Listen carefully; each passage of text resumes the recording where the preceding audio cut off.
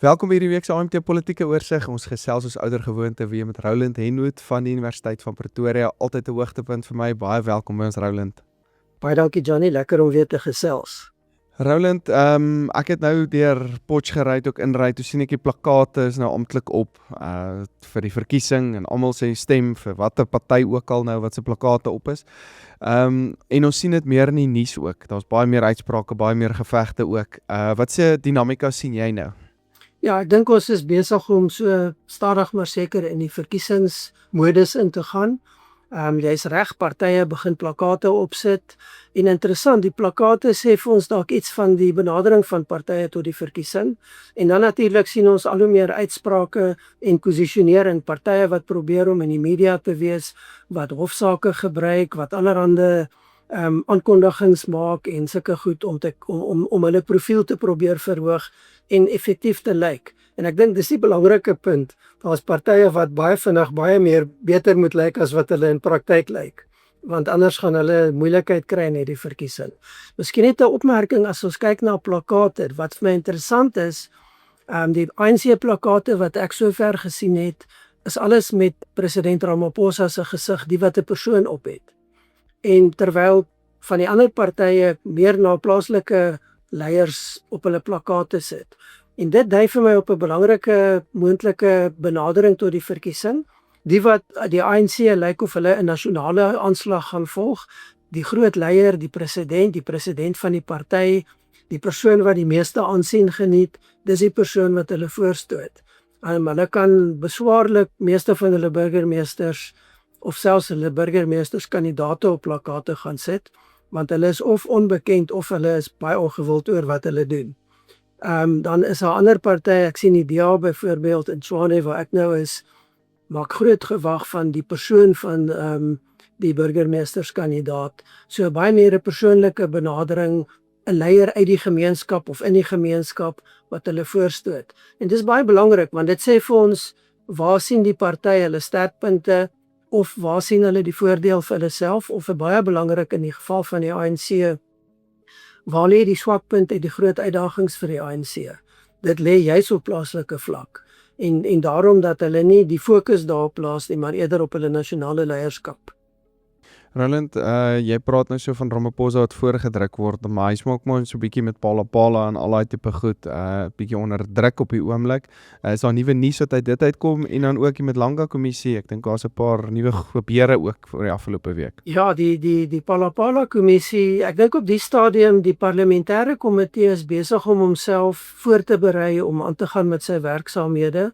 Daar word nou hierdie week besluit oor wie gaan die getuienis aanvoerders of getuienisleiers wees. Daar's 'n paar name wat nou op 'n kortlys is waar besluit moet word. En dan natuurlik die belangrike punt is die geskil tussen mag die komitee aangaan of moet hulle wag tot daar uitspraak in September is oor of die verslag wat gelei het tot die aanstel van hierdie artikel 89 komitee of daai verslag gaan standhou, gaan aanvaar word en gebruik kan word. Nou die uitspraak daarvan is in September, maar intussen het die president aansoek gedoen om die parlementêre proses te stop totdat daai uitspraak gelewer word. Nou die uitspraak, daar was nou verlede week betoë in die hof gewees en die uitspraak word waarskynlik teen einde van hierdie week Vrydag waarskynlik gelewer. En dis 'n belangrike uitspraak vir die president, want dit beteken of hy tyd tot September om voor te berei sy hofsaak af te handel, of dit beteken die parlement kan aangaan indien dit nie in sy guns beslis word nie. Dan gaan die parlement aan en hulle kan vinnig beweeg en besluite neem. Nou dit kan nogal ernstige gevolge vir die president inhou. Sou die parlement sekere inligting hê wat ons nog nie het nie, sou daar 'n meerderheid mense wees wat ondersteun. Op die stadium lyk dit onwaarskynlik dat die president met 'n ontslag in die gesig staar, maar hy gaan definitief verswakkie uitstap en hierdie proses net eenvoudig aangaan. En dit natuurlik nie in sy belang nie, maar ook veral nie in die belang van die ANC op die stadium nie. So 'n baie belangrike week in daai konteks, beide vir die president as persoon, maar ook vir die ANC as party. Want dit bring my nou terug wat jy sê sy gesig is op al die plakate en alles en as hy verswak, dan is dit amper 'n direkte negatiewe impak op die ANC. Ja. Ja, definitief 'n groot probleem, potensiële probleem of nog 'n groot uitdaging vir die ANC by al die ander wat hulle in elk geval in die gesig staar op die stadium. So dan Madlanga, dis 'n baie interessante kommissie. Hy kry nou baie goeie positiewe publisiteit en ek dink die rede is, en dis interessant, ons begin al hoe meer vergelykings sien tussen die Madlanga kommissie en die Zondo-kommissie. En baie keer is die kommentaar baie negatief teenoor die Zondo-kommissie en die persepsie wat bestaan dat daar niks gebeur nie. Nou, ek dink dit is 'n fout om die Zondo-kommissie af te maak as nikszeggend. Madlanga het waarskynlik baie geleer by wat Zondo gedoen het, die beperkings wat hy gehad het. Ek dink die manier wat die president die Madlanga-kommissie aangestel het, is ook lesse geleer uit Zondo oor hoe jy goed doen. En dan baie belangrik, die feit dat Madlanga met 'n ondersoekende en 'n vervolgende benadering werk. In ander woorde, daar's getuienis wat inkom, daar's ondersoeke wat onmiddellik loop en daar word baie vinnig aanklagte gebring waar daar aanduidings is van mense wat onregmatig of krimineel opgetree het. En dis die resep wat werk. Dit plaas onmiddellik druk op mense. Daar's nie nou tyd om stories te maak en dan 6 maande later, 2 jaar later, 3 jaar later hoop mense het vergeet hiervan nie. Die ander ding is dat Madlanga fokus op die stadium, lyk dit vir my meer 'n benadering van onder na bo. Hy is nie besig om die groot politieke name te jag nie. Hy is besig om sake op te bou van onder af, amptenare, plaaslike regeringsvlak en dan werk dit deur na die nasionale vlak, maar binne die birokrasie, so die leierskap van die polisie. Hy het nou wel die minister, voormalige minister wat nou op verlof is, het hy al gehad, maar daar's nog nie veel beweging daar nie. En dit gaan baie interessant wees om te sien of dit later kom. Daar's al hoe meer aanduidings dat daar tog politieke betrokkenheid is, politieke inmenging is, politieke belange is wat in die verweef raak met die misdaadsyndikaate. Maar dis 'n baie interessante manier van bou en die voordeel hiervan is, jy vat nie die moeilikste goed eerste nie, jy begin met, maar soos wat jy die getuienis bou en mense skuldig bevind, begin jy die druk verhoog. En dit raak al hoe moeiliker vir mense wat hoër op in hierdie hiërargie sit om hulle self te verskans, want die getuienis is reeds bevestig op ander vlakke. Die groot ding gaan wees om die koppelings te maak en die bewyse te kry. Byvoorbeeld die naam van meneer Julius Malema wat 'n paar keer genoem is al. Om dit te gaan bewys gaan nie noodwendig baie maklik wees nie, maar dit wys vir ons die proses bou op en iewers vorentoe gaan politieke leiers ook weer in die spervuur kom. En dis waarskynlik 'n sinvolle manier, 'n rasionele manier van doen. Jou kanse op sukses is baie groter, want jy is besig om sake te bou wat suksesvol kan wees. Ja. Roland, ek wil sommer by jou hoor, as jy jouself nou 'n jaar van nou af sit, hoe dink jy gaan hierdie kommissie impak op die Suid-Afrikaanse Polisiediens hê?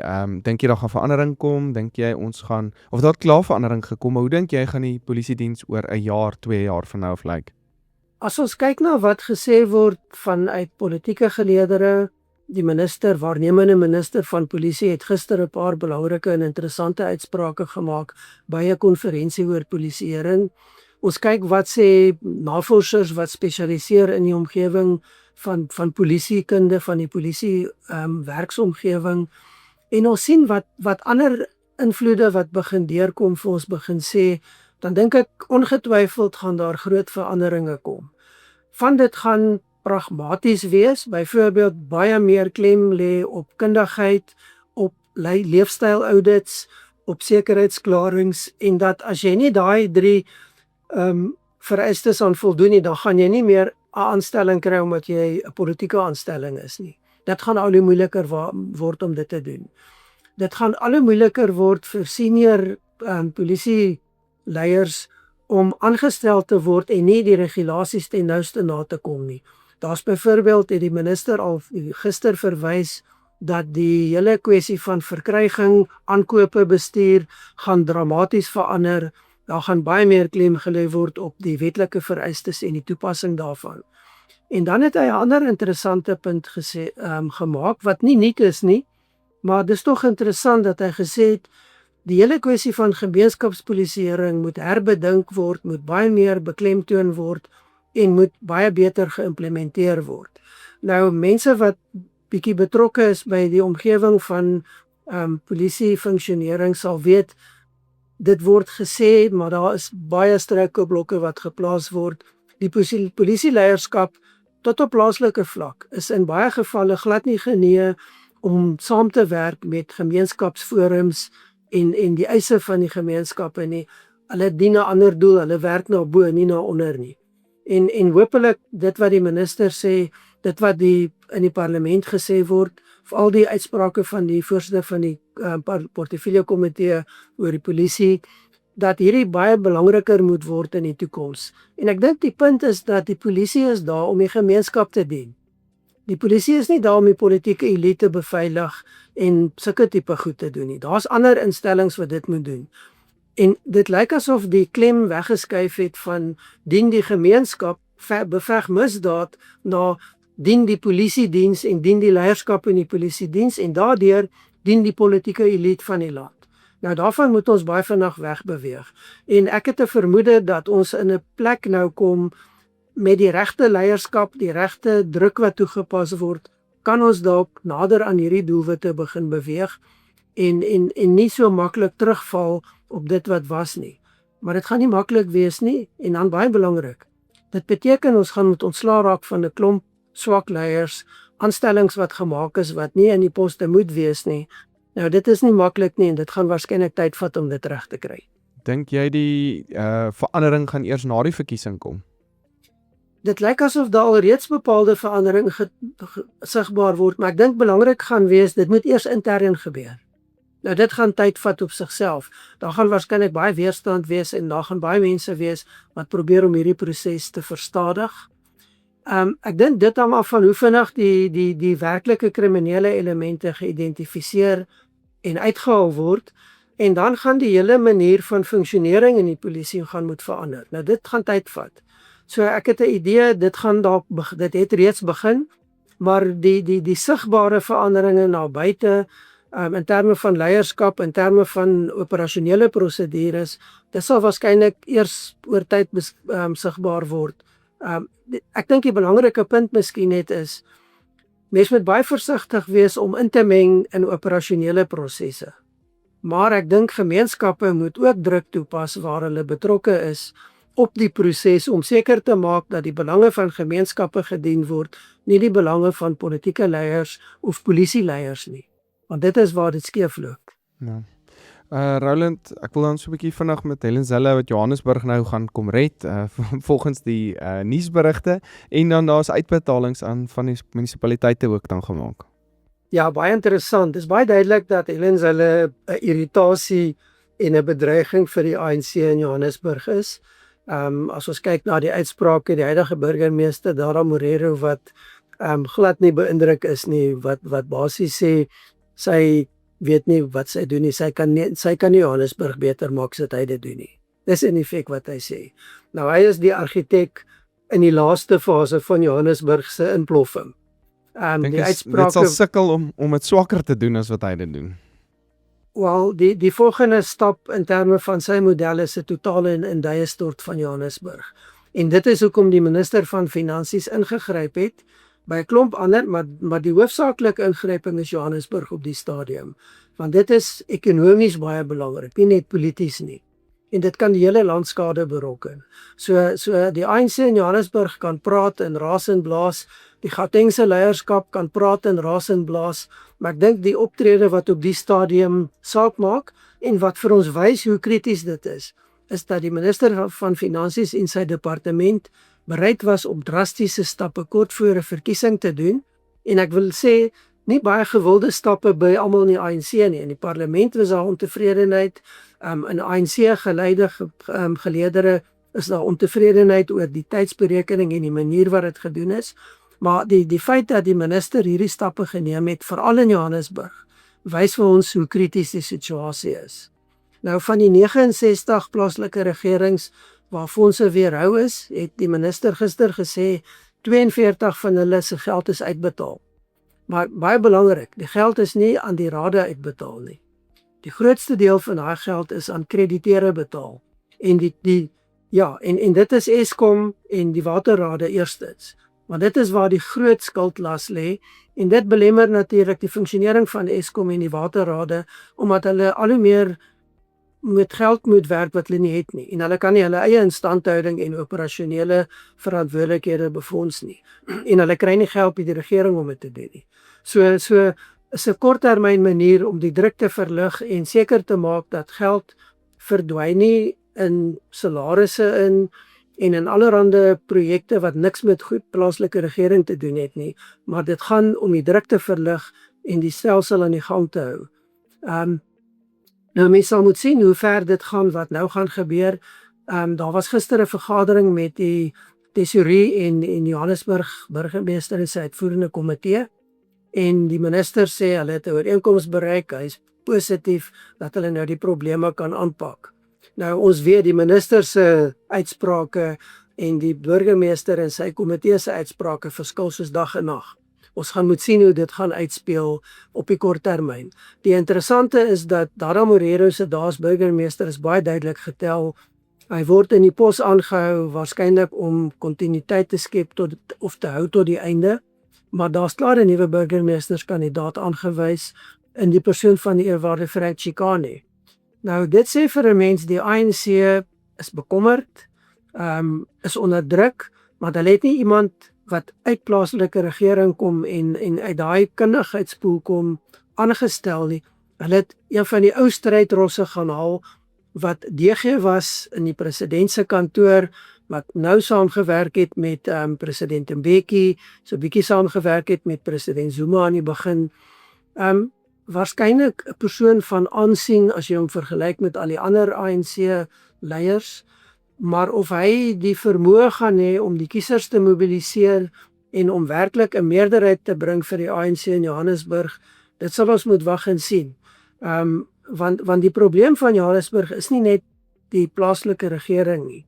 Dis ook die ANC-strukture wat disfunksioneel is, wat diep verdeeld is geweldige faksiegevegte en dan natuurlik die destabiliserende invloed van die provinsiale leierskap en veral die premier wat baie geneig is om uitsprake te maak vir plaaslike regerings, maar hy is nie betrokke by plaaslike regering direk nie. So daar's baie spanning, daar's baie onderstrominge en mens gaan moet sien hoe Eerwaarde Chikane dit gaan hanteer, of hy die gesag gaan hê en die ondersteuning gaan hê om baie vinnig sy stempel af te druk. En dan die vraag is, gaan hy 'n veldtog voer of is hy kandidaat en hy wag en kyk wat gebeur? Die ou garde moet nou uitgefaseer word, die president se gesig word gebruik en dan stap hy in. Die vraag is, wat se legitimiteit gee dit hom? Hy het histories legitimiteit, maar hoe gaan dit op die plaaslike regeringsvlak reflekteer en hoe gaan dit die verkiesing beïnvloed? Ons sal moet sien hoe dit ontwikkel. Maar dit klink nogal vir my asof as ek so na jou luister, of hulle nou vir Ramaphosa, hulle wil nou half die historiese konteks begin terugbring om bietjie grond of veld terug te wen in hierdie verkiesing, want ek weet daar was berigte wat hulle gesê het, Mandela wou gehad het, julle moet vir die ANC stem. Is dit dalk deel van hulle veldtog? Kyk, die ANC kan nie 'n ander veldtog voer as om staat te maak op sy historiese legitimiteit nie, want sy huidige legitimiteit is totaal afgebreek. Dit is afgebreek in die tydperk van Zuma, dit het baie skade gelei onder Ramaphosa, ten spyte van dit wat hy goed en reg gedoen het, kon hy nie die party mobiliseer en bymekaar bring. Hy het die party bymekaar gehou, maar teen 'n geweldige prys. Daai binnengevegte en die ondermyning van mekaar gaan dood eenvoudig aan. En so die ANC het 'n baie groot uitdaging en daarom is sy historiese beeld van homself is belangrik. Die vraag is tot watter mate kiesers nog inkoop in dit en veral hoe hulle inkoop daarin as hulle kyk wat gebeur in Johannesburg en ander plaaslike regerings waar daar nie water is nie, daar's nie krag nie. Die paaie word nie in stand gehou nie. Dan kyk jy na die makro-omgewing, werkloosheid wat doodeenvoudig nie op enige manier afgebring word nie. Ekonomiese groei wat nie gebeur nie. So daar's nie geleentheid vir uitbreiding, vir indiensneming, vir welvaartskepping nie. ons boer agteruit. En al die vingers wys terug na die ANC en die woord wat die mens moet inbring is governance, om te regeer. En ons groot probleem en uitdaging in Suid-Afrika bly die onvermoë om te regeer, om besluite te neem wat 'n langtermyn perspektief wys en 'n langtermyn visie openbaar. Ons het slogans, ons het slagspreuke waarmee ons praat, maar dit word nie omgeskakel in die praktyk nie. Ek wil 'n voorbeeld noem, baie interessante hofuitspraak gister in Johannesburg. Dis 'n saak wat nou al van 2022 afkom, dink ek, waar om geld te kry het die Metro 2023 besluit dat privaat skole is besighede. So hulle word belas en hulle koste word bepaal op die basis van kommersiële bedrywe.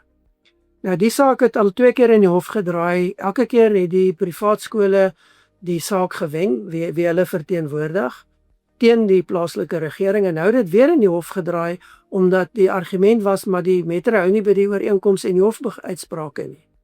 En die regter het 'n baie interessante uitspraak gelewer waar hy sê, dit is onaanvaarbaar dat 'n metro soos Johannesburg onderwys ondermyn en teiken.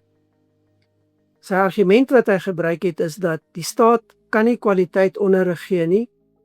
Daar is vir 30 jaar nie skole in Johannesburg gebou nie, ten spyte van die geweldige groei in die bevolking. Nou onthou hier, Panyaza Lesufi as die uitvoerende komitee lid vir onderwys, het wyd en suidlopend vertel hoeveel skole bou hy elke maand.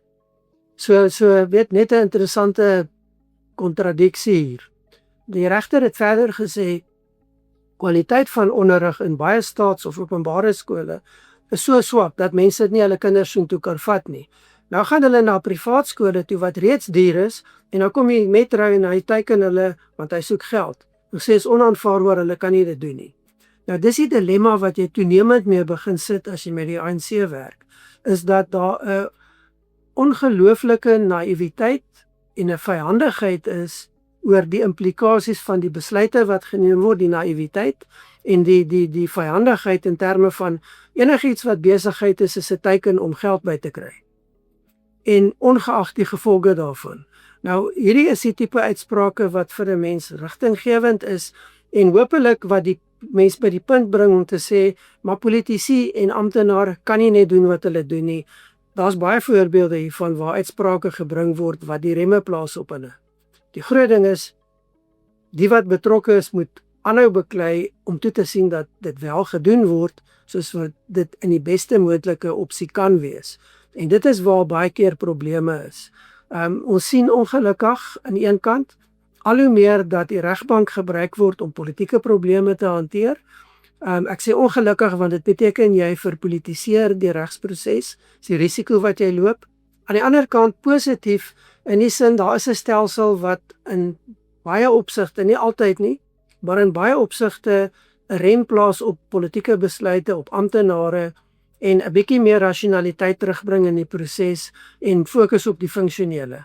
En daarvoor moet 'n mens dankbaar wees dat dit nog steeds die geval is en ondersteuning lewer om dit so te hou, want dit bring die balans. Ons moet ook onthou, ons is 'n jong demokrasie met 'n jong grondwet, so daar's baie sake wat jy moet die duidelikheid bring deur dit te toets aan die grondwet, en dit word deur die regbank gedoen op verskillende vlakke, in die laaste instansie die konstitusionele hof, en dit bring bietjie rigting en sekerheid, en soos ek sê, die belangrike ding is, dit plaas ook remme op diegene wat te ver gaan met beleid, te ver gaan met wat hulle ook al wil doen. Dit sluit groot korporasies en besighede ook natuurlik in, kan individue ook insluit. Maar dit is 'n prentjie wat nie net negatief is nie. Dit voel vir my hulle verwag amper 'n salaris of inkomste net omdat hulle verkies is op 'n manier. In plaas van hulle moet diens lewer, hulle word betaal eintlik om 'n diens aan die gemeenskap, aan die publiek daar buite te lewer, en dit is heeltemal 'n verwydering eintlik van hoekom hulle enigstens 'n salaris daar buite moet verdien. Dit is 'n baie belangrike punt. Ek het al voorheen hierdie stelling gemaak en ek dink dit bly belangrik dat as ons kyk na ons politieke elite, die mense wat in posisies verkies word reg deur die plaaslike, provinsiale en nasionale regering, dan kry mens die indruk hulle benadering is dat my reg om te regeer is groter as my verantwoordelikheid om goed te regeer. Met ander woorde, my eie belang is groter as die belang van die mense wat my verkies het. En ongelukkig sien ons nog baie daarvan. Ek dink een van die kwessies wat vorentoe hanteer sal moet word is, wanneer plaaslike regerings onder finansiële druk kom, hoe bestee jy jou geld? Betaal jy eers jou raadslede en dan jou senior amptenare en dan kyk jy wat bly oor vir dienslewering, of is jou eerste verantwoordelikheid om te kyk hoe kan jy jou dienste lewer? Ek dink die kostestruktuur van plaaslike regering is totaal skeef getrek, in terme van die tipe geld wat uitbetaal word wat nie 'n diens lewer of 'n diens in stand hou nie. En natuurlik een van die onderliggende probleme is die belastingbasis wat 'n probleem is. En die probleem is dis 'n al hoe kleiner wordende belastingbasis. So die volhoubaarheid van plaaslike regering met die huidige model is iets wat ons baie ernstig weer na moet gaan kyk. En weet ons het nou al daarvan gepraat, die voorbeelde van distriksmunisipaliteite wat se hele begroting gebruik word om salarisse te betaal. Nie net kan hulle nie 'n diens lewer en daar's van hierdie, ons onthou die een voorbeeld, die Vrystaatse distriksmunisipaliteit in die parlement, die hele burgemeesters leierskapsgroep sit daar en die portefeulje komitee voorsitter vra vir hulle, wat is julle funksie? Nie een van daai mense kon een funksie noem wat hulle doen nie, wat hulle voor verantwoordelik is nie. Dit sê vir ons, daar's 'n groot probleem met die tipe mense wat verkies word en die manier hoe plaaslike regering bedryf word. En nou goed, daar's prosesse nou aan die gang om 'n nuwe wetskrif oor plaaslike regering te ontwikkel, nuwe beleid, maar daar's groot krisisse wat hanteer moet word. Roland, ek dink die plaaslike regering moet dit meer soos 'n entrepreneur hanteer, my besigheid in terme van betaal jouself maar laaste en doen eers die diens, maak seker die nodige is daar buite en dan ek dink soos enige besigheid maar funksioneer.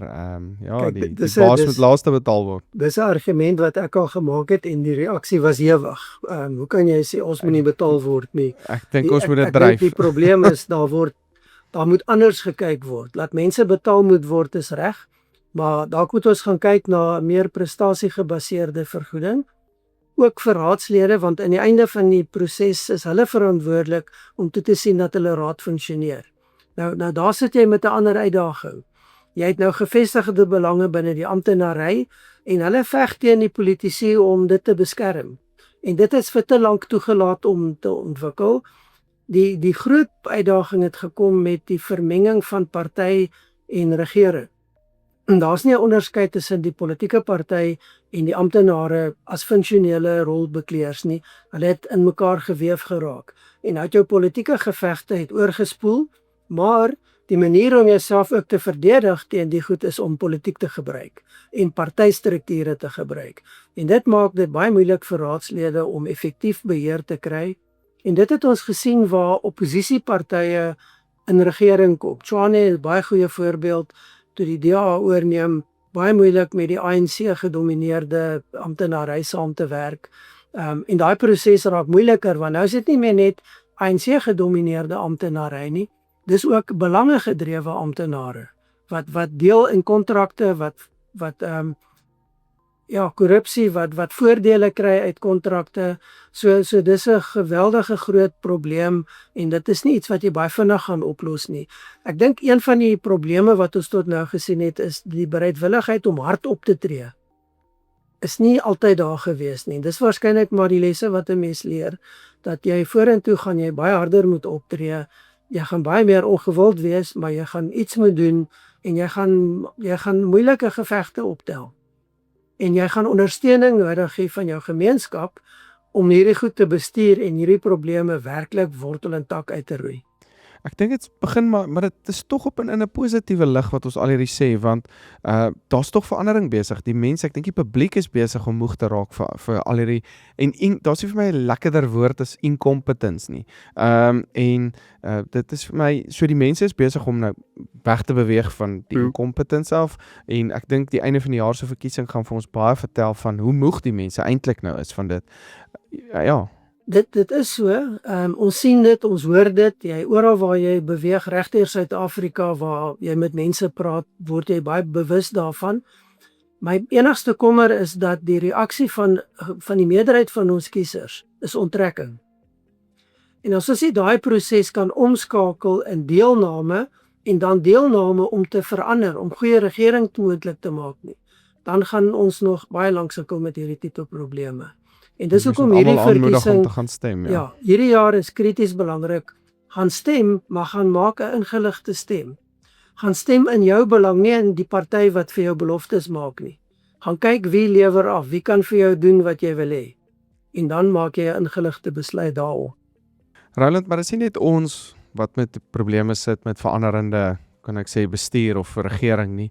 Ek weet Oekraïne, jy het gepraat van ons sien internasionaal en daar's baie konflik nou in elk geval in Rusland, Oekraïne, die Midde-Ooste, die straat van Hormuz. En ons moontlik aan die einde van die jaar kan ons dalk ook in Amerika 'n bietjie verandering sien. Ja, nee, ek dink en dis miskien 'n belangrike perspektief.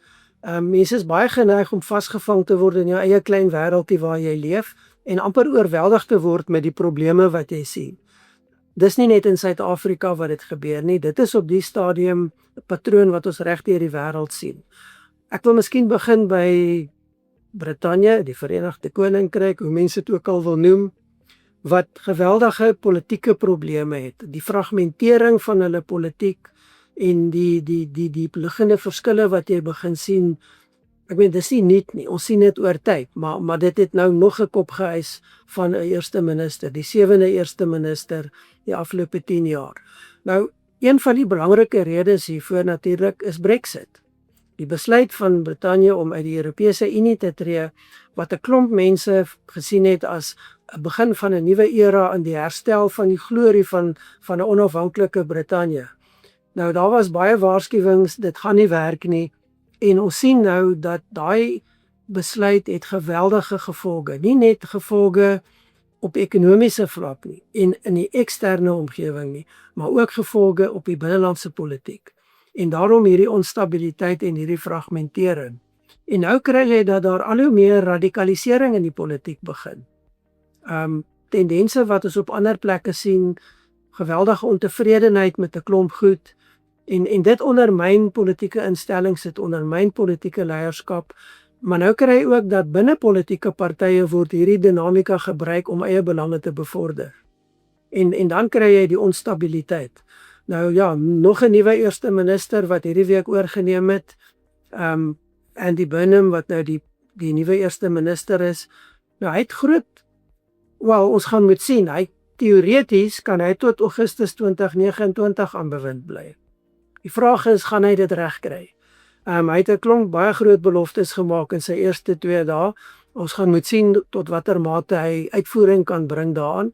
Ons weet, nou ek het verwys na die fragmentering, die ontevredenheid, maar lewenskoste, kwessies, ekonomiese groei, dis alles belangrike sake vir mense, dit raak hulle lewenskwaliteit direk, en dis die goed wat hy onderneem het om baie vinnig aan te spreek. Nou ons gaan moet sien of hy dit regkry. Klink asof jy oor die Suid-Afrikaanse politiek amper praat nou. Ja, daarom dat ek sê, dis nie net ons wat daarmee sit nie. Miskien net 'n laaste opmerking. Ja, net 'n laaste opmerking oor Burnham is dat hy 'n gemengde boodskap stuur op die stadium. Hy plaas baie groot klem op besigheid as 'n vennoot van die regering, maar dan praat hy ook van wegbeweeg van privatisering. Hy verwys na die grootste foute wat in Brittanje gemaak is in die 80er jare met privatisering en so. Ja, dis 'n baie interessante ideologiese posisie en die vraag is, wat weeg die swaarste? En gaan jy besigheid as 'n vennoot kry as jy byvoorbeeld privatisering omkeer? Ons gaan moet sien hoe dit gaan uitwerk. Dit lyk vir my 'n moeilike beleidspaadjie wat hy gekies het om mee te begin. Privaat kapitaal is 'n lafaard, hy hardloop vinnig weg. Ja. En mens gaan moet sien hoe vinnig of dit hier weghardloop en waarheen. Die probleem van Brittanje is Europa is nie meer die outomatiese agterdeur wat jy kan gebruik nie. Nou miskien net 'n opmerking, dis waarskynlik een van Keir Starmer se groot suksesse, was sy buitelandse beleid, sy profiel as leier. baie goeie verhoudinge met die Europese Unie gebou, 'n leidende rol gespeel in terme van Europa en NAVO en die ondersteuning vir Oekraïne. Dit het hom vervreem van president Trump, maar waarskynlik dis nie die oorsaak van sy ondergang en dit was binnelandse politiek. So ja, Roland, ek sien in die landbou spesifiek het ons bietjie impak van Oekraïne en Rusland op byvoorbeeld die koringmarkte. So ons sien daar's nou 'n bietjie eskalering en Iran ook. Ja, Wat ek dit nou dink op die wêreldmarkte impak het. as ons daarna gaan kyk, kom ons kyk gou na Oekraïne. 'n nuwe fase van oorlogvoering uit Oekraïne wat lyk of dit baie meer suksesvol is. Ons sien al hoe meer berigte van aanvalle, nie meer net op die front nie, maar ook in terme van energiebronne. Rusland se groot bron van inkomste, olie wat geteiken word, baie diep in Rusland in en suksesvol gedoen word. En ons sien die effek, dit plaas baie druk op die Russiese ekonomie en nou ook op die bevolking. Hulle kan nie brandstof kry nie, hulle moet tou staan vir brandstof. Baie vinnig kom die boodskap deur en die vraag is tot watter mate beïnvloed dit die leierskap in Moskou en Putin se posisie. Die ander dimensie van Oekraïne is die suksesvolle veldtog wat hulle nou weer eens voer in die Krim, maar ook in die Swartsee gebied en dan spesifiek wat genoem word die See van Azov, waar Russiese skepe, vlootskepe en ander vaartuie geteiken word, gesink word, tot so 'n mate dat Rusland amper nie meer in daai areas kan opereer nie. Nou die Russiese reaksie, ons val die hawens aan, ons teiken die uitvoere van Oekraïne. Minder is sukses op die stadium, maar dit plaas druk, koring uitvoer kom onder druk, die risiko's is groot, die kostes word hoog, so dit het 'n effek. Miskien net 'n laaste opmerking in Oekraïne, die interne politiek is maar onstabiel. Ons het gesien dat president Zelensky hierdie week groot veranderinge in sy regering aankondig. Nou, dis nie baie lank na sy vorige aankondigings nie. En hy het foute gemaak. Hy het die minister van verdediging ontslaan, 'n baie jong persoon wat 'n tegniese en tegnologiebenadering ingebring het, modernisering inbring, druk geplaas het op korrupsie in terme van aankope. En dit het mense omgekrap. Die druk het so geword, konflik tussen hom en die hoof van die Oekraïense weermag. En hy is vervang, eerste minister is vervang en 'n klomp ander mense. Die interessante is, dit het 'n onmiddellike reaksie gehad met groot massabetogings in Kiev.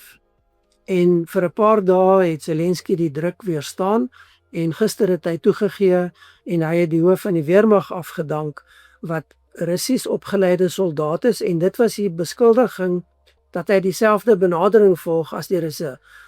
Nie sensitief is vir verliese van lewens nie. Hulle het hom the butcher genoem as gevolg van die geweldige hoë verliese aan lewens waar hy veldtogte gedryf het. Nou, hy was nie 'n mislukking nie. Hy het Kiev suksesvol verdedig. Hy het in die eerste dae van die aanval het hy die Russe teruggedruk vanuit Kiev uit en uit die ooste van Oekraïne baie ver teruggedruk. Maar sedertdien het dit vasgeval en hy is nie baie gewild in die breë gemeenskappe, ook in die weermag nie. Nou goed, hy is nou vervang met 'n jong generaal, blykbaar ook 'n moderniserende leier wat baie ondersteunend is en aan die kant is van die afgedankte minister van verdediging. Nou mens sal moet sien hoe daai gaan ontwikkel. Dit is nie goed vir Oekraïne nie. Zelensky se leierskap kan daar baat, maar die oorlogspoging word in hierdie geval bietjie ondermyn en Zelensky sal waarskynlik baie vinnig nou moet konsolideer en weer beheer kry en vertroue skep sodat die prosesse weer die sukses van wat nou gebeur voortgesit kan word. Anders gaan Oekraïne onder geweldige baie meer druk kom as wat hulle tot nou toe gehad het. Roland, so vinnig, ek wil net gou, ek sien oliepryse is so $94 terwyl ek hier nou opgeneem het, hy's weer baie skerp op. Daar's nou weer baie dit lyk vir my of die oorlog in Iran nou weer eskaleer. Ja, en dit was die risiko waar ons al 'n paar keer gepraat het dat hierdie oorlog kan, as daar nie 'n ooreenkoms kom wat baie spesifiek is nie, kan hierdie oorlog eskaleer en groter word. En die risiko is nog steeds nie net dat dit 'n groot oorlog tussen Iran en Amerika word of 'n meer omvangryke konflik nie, maar dat dit verder gaan, dat dit binne die streke konflik word. En ons sien een van die dimensies hiervan is die Houthi-rebelle in Jemen wat nou dreig om die Rooi See se ingang, die Bab al-Mandeb, wat ook 'n vernouing is, om dit te beperk, om skeepstoegang vir Saudi-Arabië te beperk, want Saudi-Arabië het al sy olie nou daar uitgevoer. Oliepypleidings wes gewees, so hy is nie die straat van Hormuz nodig nie. En dit is waarskynlik die rede vir die huidige vinniger styging, want dit het nou gister gebeur. Nou, die interessante is, en ek wil nou nie op die ekonomie ingaan nie, maar die olieprys styg, maar hy styg nie so dramaties as aan die begin nie. Hy is nog die hele tyd onder in die lae $90 of onder, hy het nog nie $100 en hoër gegaan nie. Wat vir 'n mens sê, daar's afwagting, ons is versigtig, ons ooreageer nie. En die moontlikheid dat hierdie dalk hanteer sal word voordat dit 'n werklike krisis word, alhoewel die waarskuwings al hoe meer word van hier kom groot probleme as ons nie hierdie oorlog baie vinnig stop nie. Nou waar ons sit met die oorlog, president Trump baie duidelik wys vir Iran, ek is bereid om te eskaleer. Ek het nog nie alles gedoen nie, ek val spesifieke teikens aan, ek wil die straat van Hormuz oop hê. Iran se benadering is, ons gaan julle verdelg. As 'n mens kyk na die spesifieke uitsprake, dan is dit baie ondiplomaties, is baie uitdagend, is baie groot praterig. Nou, daar's geen manier wat Iran 'n volle oorlog teen die VSA kan wen nie. Maar hulle kan 'n asimetriese oorlog baie goed gebruik, soos wat hulle tot nou toe gedoen het. Die vraag is Iran besig om te ver te gaan? En is elemente in Iran besig om te ver te gaan? Wat gebeur binne Iran? En dis iets wat mens baie mooi moet dophou, want dit is waarskynlik net so belangrik soos wat buite om Iran gebeur. Die ander belangrike ding is, binne die golfstate is 'n ongedurigheid besig om op te bou. Hulle is nie gelukkig met wat gebeur nie, nie met hoe die VSA die oorlog hanteer, lyk dit mens nie, maar ook nie met wat Iran besig is om te doen nie. Ons gaan moet sien wat daar gaan gebeur. Risiko vir 'n groter konflik, onstabiliteit is groot, maar daar is blykbaar gesprekke agter die skerms, uitruil van gedagtes. Die groot vraag is dit ernstig en is dit van Iran se kant af 'n manier van ons rek die proses uit, of is dit 'n kwessie van ons probeer maksimaal kry wat ons kan en dan onderhandel ons, en wat maak die VSA daarvan, hoe reageer hulle op dit?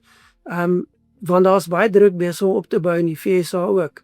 Ons is op pad middeltermyn verkiesings toe, en is 'n baie ongewilde oorlog. Is 'n ongewilde oorlog, is 'n duur oorlog, maar die interessante is hoe president Trump nou sy aandag skuif. Skielik val hy Kanada weer aan. 50% tariewe op Kanada, ja. En beskuldig Kanada, die tariewe is omdat daar brande in Kanada is wat 'n lugbesoedeling in Amerika veroorsaak. Nou tariewe op Brasilië ook ingesit. Ja, en daar gaan nou op 'n klomp plekke weer, want die beperking of die tydperk vir die 10% tariewe kom tot 'n einde, maar dan moet die president nou in terme van wesenlike regulasies tariewe inbring. Nou ons weet daar's weer druk op Suid-Afrika, daar's hier en daar word daar goed gesê. So die vraag is Trump verbind om hierdie oorlog deur te sien? Of is hy nou besig om die aandag te skuif na iets anders toe, omdat die oorlog ongewild is? Hy kan nie eintlik wegstap van die oorlog af nie. Maar die vraag is, waar lê die klem, en wat is die bereidwilligheid om werklik, indien dit lyk na die enigste oplossing, hierdie oorlog uit te voer? En dit sê ek vanuit 'n Amerikaanse belangeperspektief. Baie dankie Roland, weer eens baie insiggewend. Ek dink 'n hoogtepunt vir baie van ons kykers elke week om na jou te luister en jou insigte en jou kennis en jou net te luister oor hoe jy die ding analiseer van 'n onafhanklike oogpunt af. So baie dankie vir jou tyd vandag Roland, en ja, sterkte vir die week verder. Dankie Johnny, groot plesier soos altyd.